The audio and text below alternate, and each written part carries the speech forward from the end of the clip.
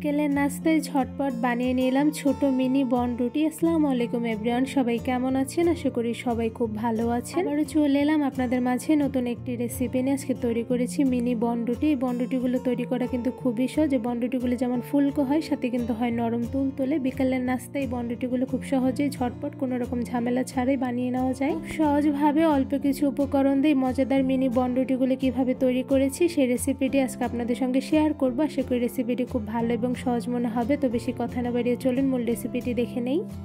Mini বনরুটি তৈরি করার জন্য প্রথমে একটি মিক্সিং বোলের মধ্যে দিয়ে দিচ্ছি ময়দা। এখানে আমি 2 কাপ পরিমাণ ময়দা দিয়ে দিচ্ছি। সাথে দিয়ে দিচ্ছি ইস্ট। এখানে আমি 1 চা চামচ পরিমাণ ইস্ট দিয়ে দিচ্ছি। সাথে দিয়ে দিচ্ছি লবণ 1/2 চা চামচ পরিমাণ, দিয়ে দিচ্ছি চিনি। এখানে আমি 3 চা চামচ পরিমাণ চিনি দিয়ে দিচ্ছি। আপনারা আপনাদের স্বাদ মতন কমিয়ে বাড়িয়ে দিতে পারেন।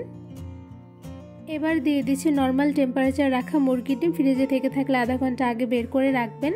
এবার ময়দার সঙ্গে সবগুলো উপকরণ খুব ভালোভাবে মেখে মিশিয়ে নিব।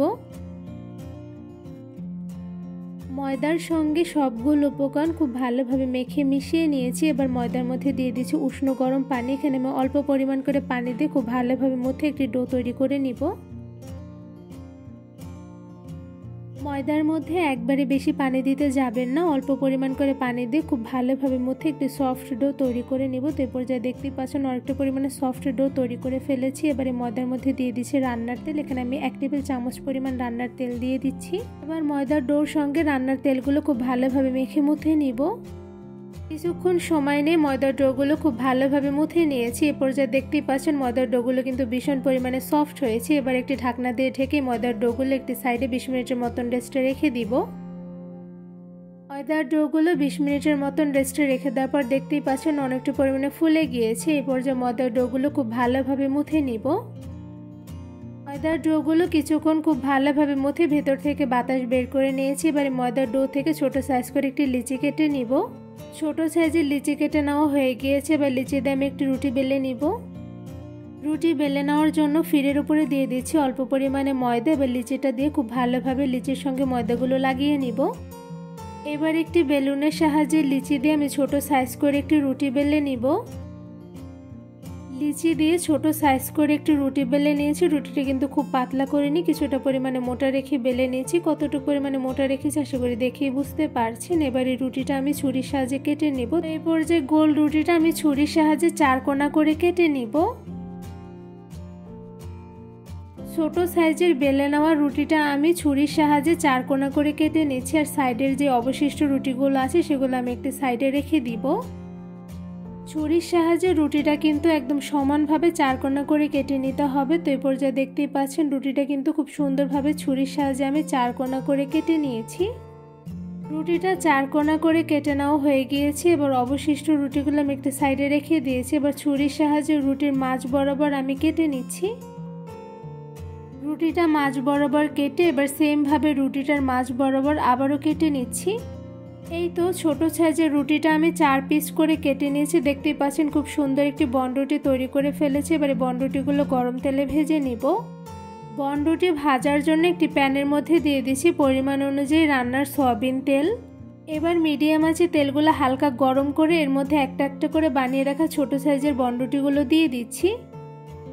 সবগুলো বনরুটি গরম তেলের মধ্যে দিয়ে দিয়েছি। এবার চুলার আঁচটা একদম মিডিয়াম টু লোতে রেখে কিছুক্ষণ সময় নিয়ে বনরুটিগুলো ভেজে নিব।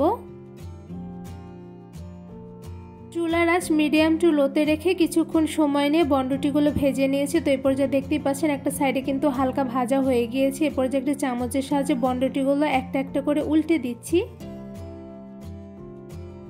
মিডিয়াম আছে কিছুক্ষণ সময় নিয়ে আমি বনরুটিগুলো ভেজে নিয়েছি। তো এরপর যা দেখতেই পাচ্ছেন বনরুটিগুলো কিন্তু অনেকটা পরিমাণে ফুলকো হয়েছে। তো এরপর যে বনরুটিগুলো একটা চামচের সাহায্যে সেমভাবে আবার একটা একটা করে উল্টে নিচ্ছি। ছোট সাইজের বনরুটিগুলো ভাজতে কিন্তু খুব একটা বেশি সময় লাগে না। চুলার আঁচটা মিডিয়ামে রেখে কিছুক্ষণ সময় নিয়ে ভাজলে কিন্তু খুব সুন্দর কালার চলে আসে। চুলার আঁচটা মিডিয়াম টু লোতে রেখে কিছুক্ষণ সময় নিয়ে বনরুটিগুলো ভেজে নিয়েছে। তো এরপর যা দেখতেই পাচ্ছেন বনরুটির উপরে কিন্তু খুব সুন্দর গোল্ডেন ব্রাউন কালার চলে এসেছে। এরপর যে সবগুলো বনরুটি আমি একটা ছাঁকনির সাহায্যে ছেঁকে তুলে নিব।